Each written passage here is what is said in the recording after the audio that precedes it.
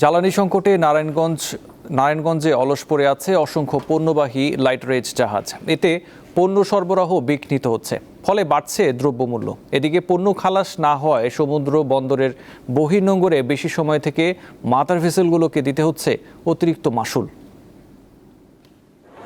চট্টগ্রামের mother vessel থেকে নারায়ণগঞ্জে পণ্য পরিবহন করে প্রায় 250টি লাইটারেজ জাহাজ। জ্বালানি সংকটে এর সংখ্যা কমে দাঁড়িয়েছে 50টিতে। ফলে সময়মতো পণ্য খালাস করা যাচ্ছে না, যার প্রভাব পড়ছে দ্রব্যমূল্যের বাজারে। তেল না পেয়ে নারায়ণগঞ্জে অলস পড়ে আছে অসংখ্য লাইটারেজ জাহাজ। এতে ক্ষতিগ্রস্ত হচ্ছেন ব্যবসায়ী সহ আমদানিকারকেরা। লাইটারেজ জাহাজ না মেলায় বড় জাহাজগুলোকে চট্টগ্রাম বন্দরের বহির্নোঙরে বেশি সময় ধরে অপেক্ষা করতে হচ্ছে, ফলে বাড়ছে মাশুল। লাইটারেজ জাহাজ মালিকরা বলছেন, জ্বালানি সংকট নিরসন চেয়ে লাইটারেজ জাহাজ মালিকদের সংগঠনের পক্ষ থেকে 2 দফায় বিদ্যুৎ, জ্বালানি ও খনিজ সম্পদ মন্ত্রী বরাবর চিঠি দেওয়া হয়েছে, তবে কোনো সুরাহা মেলেনি।